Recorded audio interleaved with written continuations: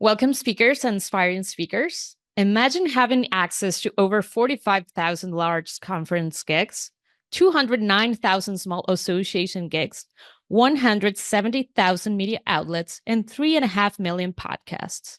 These aren't just numbers, they're your opportunities waiting to be seized. Today, we're diving into how you can unlock these possibilities. I'm joined by Ron Story Jr., a renowned growth hacker turned CEO of SpeakerHub. Welcome, Ron. Thanks for having me today, Juliana. I like to CEO, owner, head of product, head of booking. That's kind of more my speed. I like to think of myself from the results that we produce. Absolutely. That's why I would love diving deep into numbers. But yeah, I just wanted to ask, as a growth hacker, even though you don't feel totally comfortable with all these big names, you've certainly revolutionized how speakers connect with event planners. Can you explain how your growth hacking strategies have been applied to help speakers? So most people don't know what a growth hacker is. When they hear the word hacker, they think computer hacker, like I'm stealing stuff and stealing people's bank accounts. But a growth hacker means that I found my job used to be find a way to grow without spending a lot of money. So software companies would hire me to figure out how do we grow the company without spending a lot of money. And one of the things that I figured out was that email was one of the easiest ways to do it. So companies in St. Louis and all over the world used to hire me to figure out how could they grow their sales. But then one day, one of my friends, she said, "Hey, can you help me to get more speaking gigs with this growth hacking stuff that you do?" I was like, "I can get you the meeting. I probably can't get you the gig though. You got to negotiate that yourself." And within a week, we had 5 or 6 meetings. I can't remember exactly, but we had enough meetings for her in that week where she said, "Yo, you got to do this for other speakers because they don't know anything about that. They don't know anything about data and scraping and all of this stuff. Can you do it for us?" So that's how I got into this business. I started to growth hack the speaking business. And I built an agency where I worked with over 300 speakers to help them to reach out to the right event planners and organizers. The thing is, the numbers are really impressive with the work you've done. It's over 300 speakers booking 10,000 meetings. How does the Speaker Hub system and its vast data empower speakers to proactively reach out and get in front of event planners? Well, while I was working with those 300 speakers, what I learned was that if you didn't have the right contact information, you were wasting your time. You could always just put your name in a phone book or in a directory of speakers, but that didn't mean someone was going to actually reach out to you. It was when you combine that with proactively reaching out, saying, "Hey, I'm here if you're looking for a speaker in this topic, but hey, even if you're not looking, I'm available." That's where I found the difference was being made when you combine those two things together, the inbound searchability along with the outbound proactivity of being able to get booked. And it resulted over the last 5 years or so. I mean, we've worked with a lot of speakers and we've booked over 10,000 meetings. Makes sense. For speakers looking to accelerate their careers, how critical is it then to adopt this proactive attitude? And how does Speaker Hub merge that inbound and outbound system you were just mentioning? Well, I mean, again, you can decide to just put your name in a directory and wait. Like, I don't think McDonald's would be McDonald's if they didn't run advertising. I don't think any of the big companies that we respect would be the companies that we like if they didn't do marketing and advertising. Well, what's the marketing and advertising arm or the sales arm of a speaker? It's outreach, right? It's basically outreach. So if you're not proactively trying to sell yourself to these other event organizers or even letting them know that you're available as a speaker, you're basically out of business, right? So unless you have a different way to get gigs. Now, a lot of you all have used Speaker Hub and some of our competitors just waiting around in our directory. Well, there's 61,000 other speakers in that directory. So does that mean you can't get booked? No, you can, right? But do you have control over who books you? No, you don't, because you're sitting waiting on those people to find you. So that's one of the things that stood out to me as what was the difference between out of those 300 speakers that we worked with, booking them as an agency? What was the difference between the ones who got booked all the time and the ones who got booked sometime? Well, the ones who got booked all the time used what I call the speaker flywheel. They were using podcast appearances. I mean, they were on podcast every week, sometimes every day, right? And then they would use those podcasts and they would send them to small organizations to get the local gig. And then they would take a video of them speaking at the local real estate association and they would send that to a real estate conference. And I was like, oh, the rookie speakers are all just trying to do conferences, but they don't have the social proof to say that they even qualify for that conference. And that was the big difference. So I just was able to growth hack that by watching. When you work with 300 speakers, you get to see what they're doing. You're like, yo, what you need me to do? And then I just take my little notes.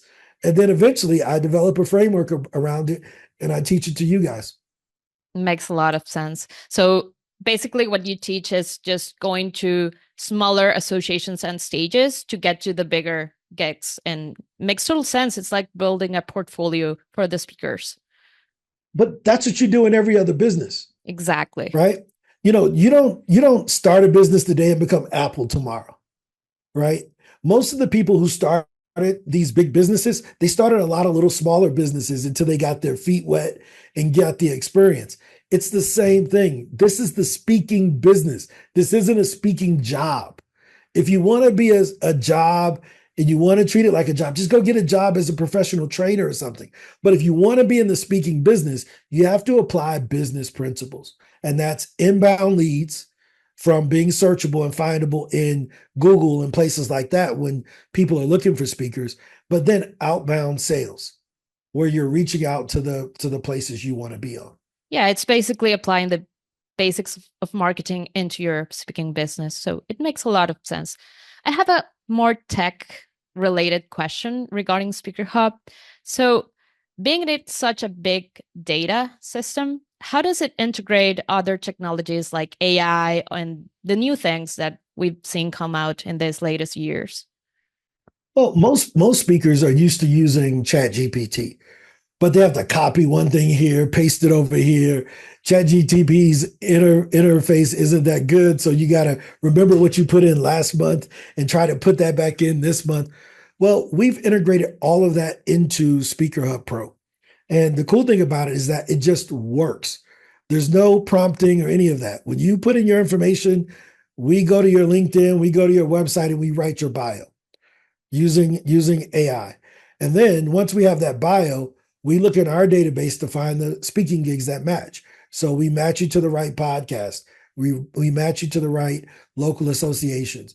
We try to match you to the right conferences. So it's all done without any prompting. Our average age of a user is over the age of 50 because they have all the experience. That's why they're speakers, right? But they don't know all of this stuff. I would never tell my mom, use ChatGPT.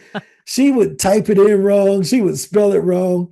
She would probably call it Chatter GPR or something like that, or GPS. So we built it to make it as easy as possible, because the one thing that we need to be able to do nowadays is save time and money. And that's what you can do with Speaker Hub. So it does like a matchmaking for the event planners and the speakers that are using it. And it also leverages the capacity of ChatGPT of writing everything so swiftly, right? So yeah. So once you've been matched to an opportunity, you can use ChatGPT to write the actual pitch for you.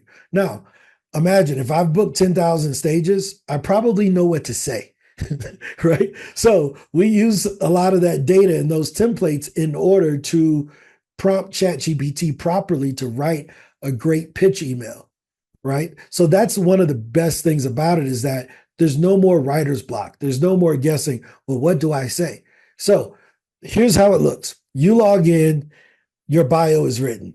So you don't have to worry about coming up with all of that stuff. And then we take your bio and we match you to the right opportunities. So all you have to do is approve the ones we gave to you. And then the system writes the email for you. So all you got to do is say, hey, did they say the right thing? They're not making me look stupid, are they? Once you've done that, You click send, and in under 2 minutes, you've been matched to the right opportunity. You've written a customized pitch that doesn't sound like anybody else's because it's based on you and your bio. And it's sent directly to that podcast, local association, conference, or media outlet so that they can have you on. Makes a lot of sense. And I think that also speaks to the high conversion rates and the success you've been having in this business. So I have a question regarding the lifetime option you mentioned. So there is a way for users to acquire a monthly subscription, but there's also a lifetime option. Is that right? Yeah, there is. We're bringing back the lifetime option. So there was, when we were doing the beta of Speaker Hub Pro, we offered a lifetime option for the current Speaker Hub. We only introduced it to about 100 people, but we're going to make that available for a limited time where if you don't want to pay monthly, you can pay once and have access to all of the things that are in Speaker Hub forever with one payment. Now, here's the cool thing about having one payment and having a lifetime account.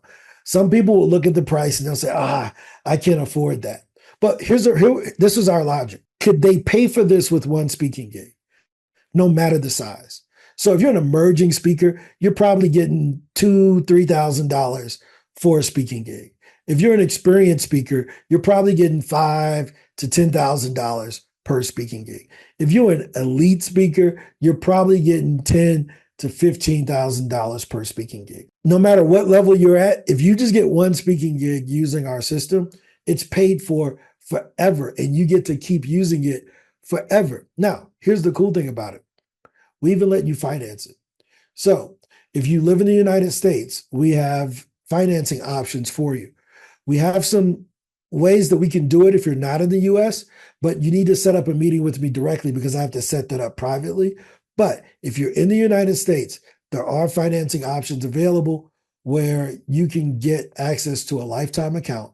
And once it's completely paid off, you never pay us again, but you get access to our 4 million pieces of data for the remaining future until either the company dies or you die. I know that sounds goofy, but that's what lifetime means. So That's amazing. That's amazing. And all this brings me to a more, let's say, personal question. So, as a coach, Ron, what would you say to speakers as an advice, like how to stay dynamic, how to stay proactive in this ever-changing landscape? well, I think it all comes down to confidence. The more you're on stage, regardless of whether it's a small stage or a large stage, and you're sharing your message, your confidence builds, right? No matter what podcast I go on, when I get off that podcast recording, I'm amped up, you know? So I think a lot of speakers lose confidence in the speaking business because they're not getting the exposure or on the stages that they want to be on. So, well, that's why staying active and proactively selling yourself to podcasters, to going and doing local gigs while you're waiting on the big elephant conference to come along is a great strategy. I used to say elephant hunters eat rabbits. And growing up in East St. Louis, we have a lot of little rabbits that hop around, right? But once a year, the circus came to town and they would do their parade with the big elephants and stuff. Now, if I had been practicing hunting little rabbits throughout the year, when they're hopping around and they're really, really fast, it's going to be a lot easier for me to catch that elephant or to trap that elephant. And then I can eat for a long time. I don't have to just eat today.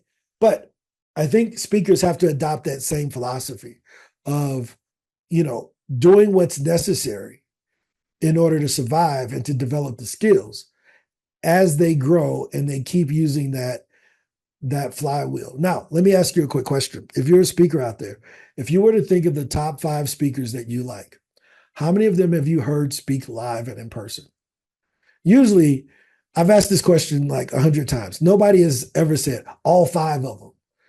And I'm like, dude, really? But what usually happens is that you've only heard 1 or maybe 2 of your top 5 speakers speak live and in person, which means you got caught up in the other ones' flywheels. The ones you haven't heard live, you got caught up in their flywheel. You saw them on YouTube. You saw them, heard them on a podcast. You came into contact with them doing something other than doing a live speech.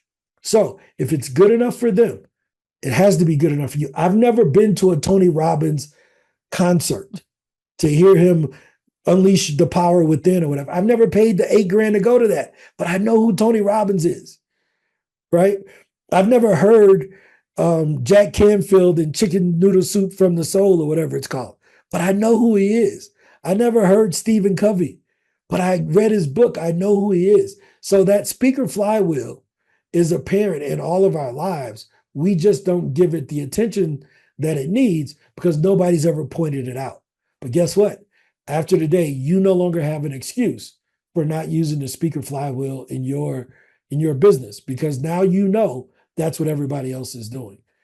They're going on podcasts, they're doing the smaller gigs, they're turning those podcasts and smaller gigs into the big conferences that you see them at. Makes a lot of sense. I think it's great organic advice. And yeah, it struck me because, yeah, I haven't seen speakers live. I've always seen them online mostly. And even if that's the case, they're so famous and they're getting paid gigs. So it just works. Yeah. I mean, we've worked with a lot of the people that people like and know. They've been our clients. We've done pitching for them. And that's how I noticed it. I'm like, oh, this person did 30 podcasts last month. That's why people booked them because the social proof is there. As a speaker, you're just trying to be event planner insurance. You want to give the event planner, you want to make it hard for them not to choose you, right? So there are people probably on earth that have been booking for large speakers bureaus, right, for a long time, and they may be better than me at it, right? But they may not be better known than me, right? So I have to get out there and tell people, hey, this is what I do. The person who's booking Barack Obama, you don't know who they are, but you know me because I got 61,000 speakers that we help through Speaker Hub. So I want to make sure that you all have the tools that are necessary, and you got to use the flywheel. It's the secret to everyone's success. Yes, and applies to every business. Celebrities, presidents, everybody needs to work on their inbound and outbound. So makes a lot of sense. Thank you so much, Ron. No, thanks for having me.